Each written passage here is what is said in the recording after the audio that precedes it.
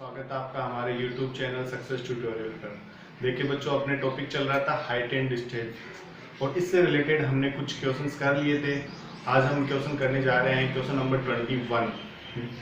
देखिए बच्चों, question number 21 में आपको दे रखा है the angle of elevation of a cloud from a point A 20 metre about a lake is 30 degree if the angle of depression of its reflection from point A is 60 degree, then find the distance of cloud from point A। तो देखो बच्चों, आपको क्या given है, आपको दे रखा है कि एक क्लाउड है, ठीक है ना, कोई भी बादल है जिसकी डिस्टेंस दे रखी है आपको, कोई सी लेवल, मान लो लेक है, कोई भी झील है, झील से 20 मीटर अबव कोई पॉइंट है। तो सबसे पहले हम इसका डायग्राम बनाएंगे। तो डायग्राम बनाने के लिए क्या करेंगे, जो भी क्वेश्चंस के स्टेप्स है वो फॉलो करो, वो डायग्राम बनाओ। देखिए बच्चों, शानदार क्वेश्चन है, इंपॉर्टेंट क्वेश्चन है और आने के चांसेस है इसके, ठीक है। तो देखिए कैसे है, मान लो यहाँ पे कोई क्लाउड है और वो मान लिया हमने पॉइंट P। अब ये ले लिया हमने क्या, जो लेक है उसका किनारा, ठीक है। तो इससे नीचे की ओर अपने पास में क्या है, ये जो लेक है वो है, इसका पानी है। अब देखिए यहाँ पे अपने पास जहाँ पे क्लाउड है, क्लाउड का जो रिफ्लेक्शन है वो पानी के अंदर दिख रहा है, ठीक है। तो वो कितने डिस्टेंस पे होगा, जितना ऊपर क्लाउड है उतना ही डिस्टेंस अंदर की ओर अपने को रिफ्लेक्शन दिखेगा इसका, ठीक है। तो देखिए यहाँ से 20 मीटर अबाउ कोई पॉइंट है A, तो ये डिस्टेंस हो गई अपने पास में 20 मीटर। अब देखिए यहां से मैंने इसको ज्वाइन किया है, तो यहां से एंगल ऑफ एलिवेशन कितना है बादल का, वो है अपने को दे रखा है 30 डिग्री, ठीक है। ये लीजिए 30 डिग्री। फिर जो इसका रिफ्लेक्शन है, ठीक है ना, वो रिफ्लेक्शन कितना दे रखा है, उसका एंगल कितना दे रखा है पॉइंट A से, वो दे रखा है 60 डिग्री। तो हम क्या करेंगे, इसको ज्वाइन कर लिया हमने, तो ये एंगल ऑफ डिप्रेशन कितना हो गया 60 डिग्री। फिर हम इसको भी ज्वाइन कर लेते हैं, तो ये बन गया अपना डायग्राम। अब अपने को लेनी है डायमेंशंस, ठीक है ना। तो देखिए ये साइड तो कितनी होगी, जितनी है वो 20 मीटर ही होगी, ठीक है। फिर मान लो ये हमने ले ली H, कितनी ले ली है H। तो ये जो अपने पास में झील का जो लेवल है, ठीक है, उससे ऊपर की ओर जो डिस्टेंस होगी वो टोटल डिस्टेंस कितनी होगी H + 20। अब देखिए H + 20 जितना सी लेवल से है, जितना ऊपर की ओर है उतना का उतना ही अपने को क्या दिखेगा, रिफ्लेक्शन नीचे की ओर दिखेगा। तो ये डिस्टेंस भी कितनी हो जाएगी अपने पास में H + 20। अब हम क्या करेंगे, अपने को देखिए यहाँ से अपने पॉइंट ए यहाँ पे है, तो यहाँ से यहाँ तक जो यूजुअल डिस्टेंस है वो कितनी हो जाएगी H + 20 + 20। तो ये डिस्टेंस कितनी होगी अपने पास में H + 40, जो अपने पास में यूजुअल डिस्टेंस होगी, ठीक है बच्चों।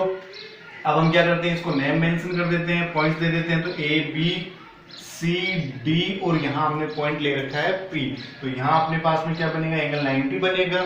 अब देखिए आपके पास में 2 ट्राइंगल्स है, अलग अलग आपको सोल्व करना और आपको वैल्यू फाइंड करनी है किसकी। देखिए find the distance from the distance of cloud from point A। तो A से P के बीच की डिस्टेंस फाइंड करनी है, मतलब AP अपने को फाइंड आउट करना है। तो हम क्या करेंगे, सबसे पहले मान लो ये डिस्टेंस मैंने कितनी ले ली, X ले ली, ठीक है। तो सबसे पहले हम क्या करते हैं, ऊपर वाला ट्राइंगल ले लेते हैं, ट्राइंगल ADP, ठीक है।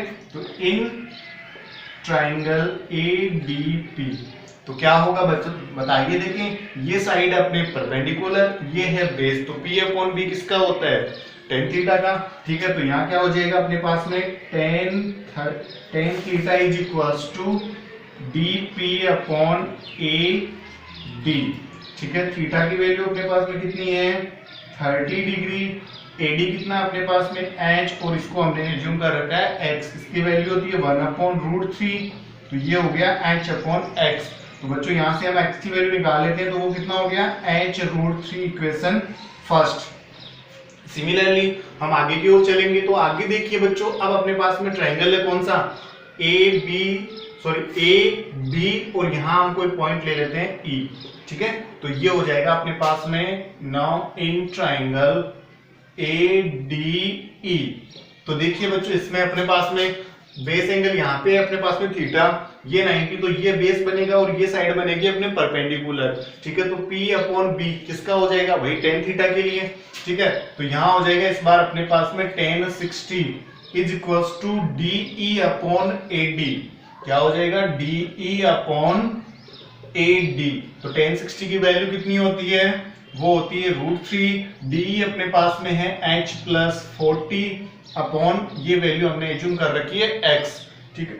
तो हम क्या करते हैं, इनका क्रॉस मल्टीप्लाई, तो ये हो गया अपने पास में x √3 is equals to h plus 40। देखिए इक्वेशन 1 से अपने पास में x की वैल्यू फाइंड आउट हो चुकी है, वो कितनी है h की टर्म्स में, h √3। तो बाय इक्वेशन 1 वो वैल्यू यहां पुट कर दीजिए, तो ये हो गया h √3 into √3 is equals to h plus 40। तो √3 बनेगा अपने पास में 3h, ये h इधर आके क्या हो जाएगा माइनस इज इक्वल्स टू 40, ठीक है। तो 2h is equals to 40 and h is equals to 40 upon 2। तो ये कितने टाइम कट ऑफ होगा, 20 टाइम। देखिए बच्चों ये तो डिस्टेंस अपने पास में क्या है, ये पॉइंट A, यहाँ D हो जाएगा, ठीक है। ये दोनों पैरेलल लाइंस है, ठीक है। तो यहाँ से ये डिस्टेंस कितनी होगी, h की वैल्यू आ गई अपने पास में 20। अगर क्वेश्चन ये पूछा जाता है कि जो अपने पास में लेक है, ठीक है ना, उससे ये जो क्लाउड है उसके बीच की डिस्टेंस कितनी है, तो वो कितना हो जाता है 20 प्लस 20 40 मीटर। लेकिन आपसे ये नहीं पूछा है, अपने से पूछा है AP डिस्टेंस, ठीक है ना। तो हम क्या करेंगे, अगेन इन ट्राइंगल ADP ये वैल्यू अपने पास में फाइंड आउट हो चुकी है और वो है अपने पास में 20 मीटर, ठीक है। तो जो नॉन वैल्यू है वो हम पुट करेंगे और अननोन वैल्यू है वो फाइंड आउट करेंगे, ठीक है। तो AP अपने को फाइंड आउट करनी है, H अपने पास में आ चुकी है, वो कितनी है 20 मीटर, ठीक है। तो देखिए P अपॉन H किसका होता है, तो हम जानते हैं किसका होता है, साइन थीटा का, ठीक है। तो देखिए अगेन इन ट्राइंगल ADP क्या होगा, और हम यहाँ रेशियो लेने जा रहे हैं साइन थीटा, ठीक है। तो sine theta is equals to DP upon AP।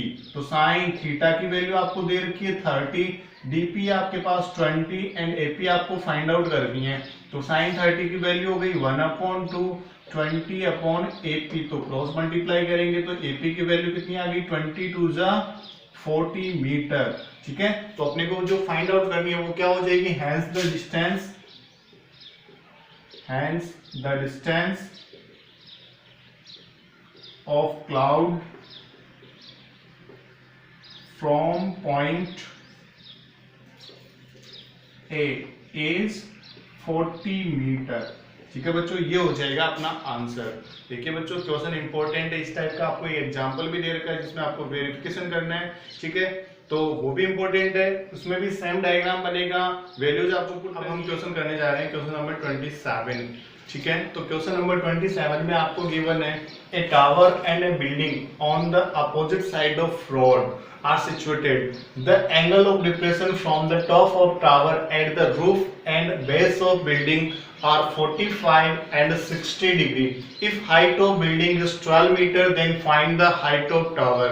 देखिए बच्चों आपको क्या दे रखा है, एक रोड है जिसके दोनों साइड, एक तरफ बिल्डिंग है सेकंड और दूसरी साइड आपको दे रखा है एक टावर दे रखा है, ठीक है। हाइट ऑफ बिल्डिंग आपको दे रखी है और टावर के जो टॉप है उससे जो बिल्डिंग है, बिल्डिंग के रूफ और बेस के एंगल ऑफ डिप्रेशन आपको गिवन है और आपको फाइंड आउट करके बताना है हाइट ऑफ टावर। तो कैसे करेंगे, सबसे पहले इसका आप डायग्राम बनाइए।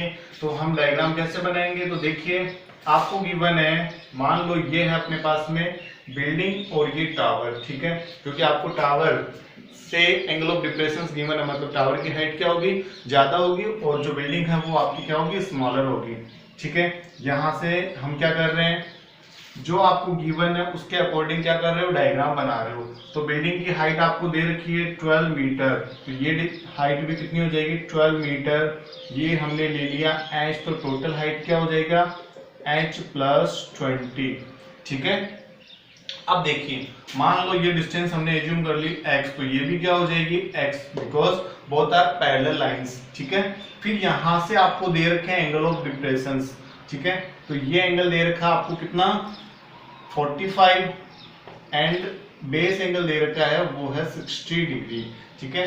तो मुझे बताइए एंगल ये वाला कितना हो जाएगा, यहाँ z प्रॉपर्टी से, ठीक है ना, तो वो हो जाएगा 45। हम क्या करेंगे, इनको एंगल ऑफ एलिवेशंस में कन्वर्ट कर लेंगे। फिर ये एंगल कितना हो जाएगा अपने पास में 60, ठीक है। अब हम क्या कर रहे हैं, इनको नेम दे रहे हैं, तो A B C D and E, ठीक है।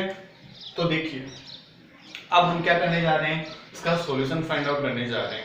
ठीक है, तो इसके लिए अपने पास में 2 ट्राइंगल्स है, 2 राइट एंगल ट्राइंगल्स है और अपने पास में 2 अननोन वैल्यूज है, लेकिन अपने को फाइंड तो क्या करनी है, हाइट।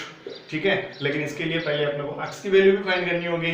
ठीक है, तो देखिए इन ट्राइंगल ADE क्या होगा, ये है बेस, ये है परपेंडिकुलर, सॉरी ये है परपेंडिकुलर और ये है बेस।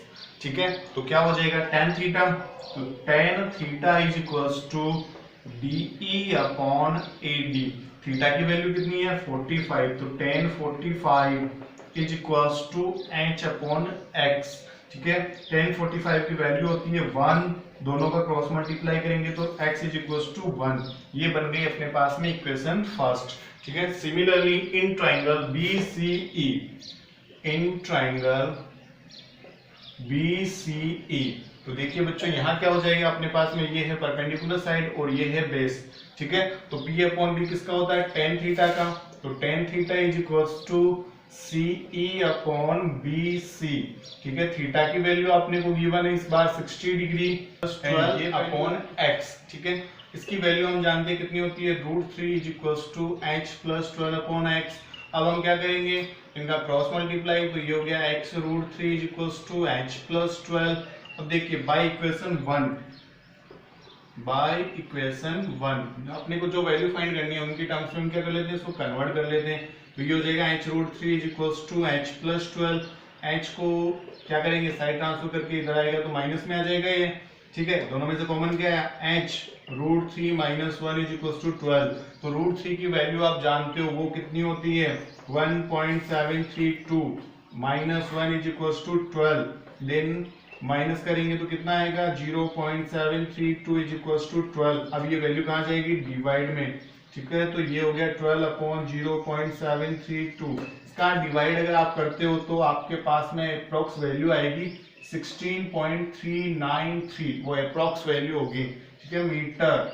अब अपने को देखो h की वैल्यू फाइंड नहीं करनी, अपने को फाइंड करनी है हाइट ऑफ टावर। ठीक है, तो कैसे करेंगे, ये हो जाएगी hence the height of tower is equals to CD plus D या फिर h प्लस 20। तो h की वैल्यू है अपने पास में 16.393 plus 12 is equals to 28.393 metre. ये हो जाएगा अपने फाइनल आंसर। इसी के साथ अपने ये चैप्टर कंप्लीट होता है। इसके जो रिमेनिंग क्वेश्चंस है वो आप खुद ट्राई करना, और कोई प्रॉब्लम आए तो मुझे कमेंट बॉक्स में बताना, मैं उसका सॉल्यूशन बताऊंगा आपको। ठीक है, तब तक आप प्रैक्टिस करिए, फिर नेक्स्ट वीडियो में स्टार्ट करेंगे हम कोई न्यू चैप्टर। अगर आपकी कोई चॉइस का चैप्टर स्टार्ट करवाना चाहते हो तो वो भी आप मेरे को कमेंट बॉक्स में जरूर बताइए, हम वो चैप्टर स्टार्ट कर